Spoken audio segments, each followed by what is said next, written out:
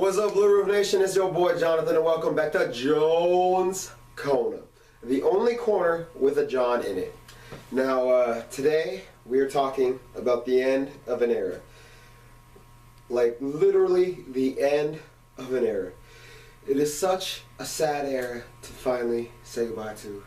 I'm, of course, talking about the fact that Supernatural is ending after 15 seasons. Which we're on season 14 now, so next season will be their last. It's a weird time for me because I've always maintained that if Supernatural ended maybe 5 minutes before the ending of the season finale of season 5, like right before Sam came back, it would have been one of the greatest shows of all time. Those first 5 seasons were so tight and concise and just so perfect. And then it derailed horribly for like the next 5 years or so. And then they did the God versus his sister storyline, which I loved. And then since then it's decreased a little bit, but it's been pretty good. The quality's been pretty good these past couple seasons. I'm not a huge fan of Jack, but with the exception of Jack, I like where the story is. And it's like, now you're ending. We made it through that horrible gutter period, and we're back at decent Supernatural, and now you're ending? I'm torn. I don't know if it's because the actors want to leave. I mean, 15 years playing the same character, I want to blame them, or if CW's trying to just clean house, which it does kind of look like they're doing with all the shows they're getting rid of. But Supernatural leaving is literally the end of an era. I mean, it's the last holdover from Warner Brothers, from the WB. Like, before the WB and UPN merger, now when it's gone, there's nothing from that era left. Like, it's a weird place to be in, you know? A world without Supernatural.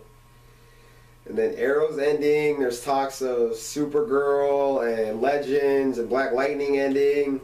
Now there's speculation that The Flash might be coming soon after. And I get that we're getting potentially a Superman show, a Constantine show, a Batwoman show, a Black Star show, Arrow's daughter. So I mean, like, the Arrowverse isn't dying, but what we know of as the Arrowverse is leaving, you know? Which I don't mind, because that is how you survive, you know, passing the torch. And it is interesting that they're doing it at the same time that the MCU is getting ready to pass the torch. Well, with Endgame and Mark Ruffalo, Chris Evans, Chris Hemsworth, Robert Downey Jr. all potentially leaving after this last movie. It is interesting to see, like, everything we know of as the Arrowverse and everything we know of as the MCU is kind of coming to an end. I don't know, it's going to be interesting. Well, we're speaking of the MCU. So the Netflix shows have all been canceled. Jessica Jones still has 1 season left. And there's been talks that FX or Hulu will take over the shows. And now they're selling all the props and the costumes and stuff like that. And so people are like, oh, it's done.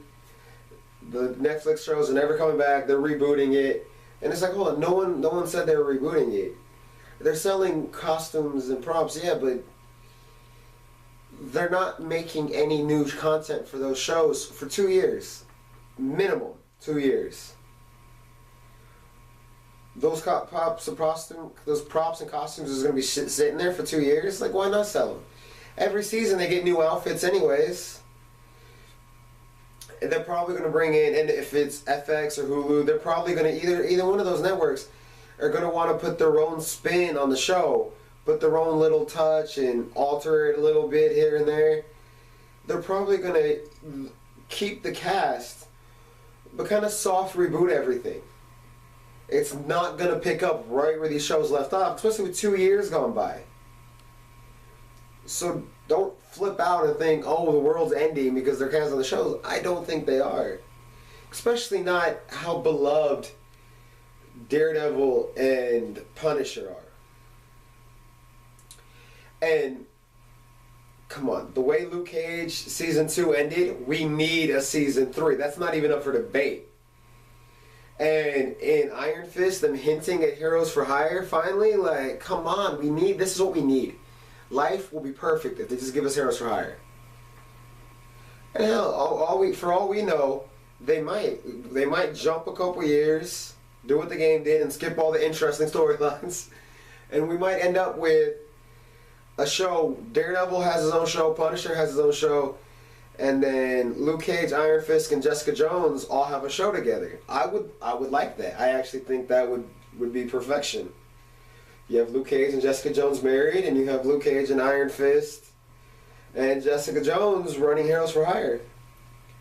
I think that would be an awesome series. I would watch it. I'm watching it right now.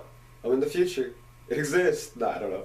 It would be cool though. Like, don't sit there and be doom and gloom. Too much doom and gloom in the world. Like, be optimistic. Have faith in the future. Only you can prevent forest fires. You have to remember this. Oh, it is an interesting time though. All the major nerdum stuff that we've loved for the past decade or so, it's all coming to a, not an end, but a major shift. And it will be interesting to see where things land. MCU, I think, is going to be fine. MCU very much leaned into the Degrassi method of getting a new cast. I don't know how many of you watch Degrassi, but basically, you have a cast, and as they age up, because Degrassi takes place in high school, so as they age up, you slowly bring in, so freshman, sophomore, around junior year, you bring in new freshmen, and you make them the C plot. And then when they go the senior year, the freshmen become the B plot. And then when the seniors graduate, they become juniors and they become the A plot, and all of a sudden you're invested. And you keep bringing in new people and having them as the lesser plots and moving them up a rank as they go up a grade, and you get more and more invested in them to where it never feels like the cast is leaving. It always feels like, oh yeah, I still know this cast. This cast is the same. And that's what the MCU did. I mean, they brought Black Panther in, they brought Spider-Man in, they brought Doctor Strange in, now they're bringing Captain Marvel in.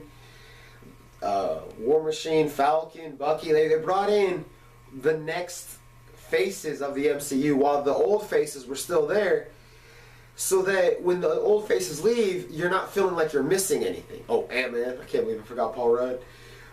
And the Arrowverse did that to a lesser degree. They brought in Maya Smoke now in the second to last season of Arrow, but you already know her, and as this season ends and next season goes on, I think that you will get more of a feel for her. Constantine, obviously, he already had his own show. He's been on Arrows, been on Legends. Superman's been on Supergirl on and off since the beginning. Like, none of these characters are going to feel jarring. Batwoman, they've already introduced. Like, it's not going to be like, oh, these are brand new characters. You will feel a connection with them, and they will tie to the past. So it's interesting. Like, it could work. They did Degrassify it a little bit, and I think that's the smart play to do here. But yeah, it's definitely interesting to see where everything's going. But I'm Jonathan. You can follow me on Twitter at Goodheinz, GUTHEINZ. You can follow us. You can follow the show and everything else we do on Twitter at The Uncanny Fans. You can check out everything we do at BlueRoofProductions.com. Check out our other YouTube page at youtube.com/BlueRoofProductions619.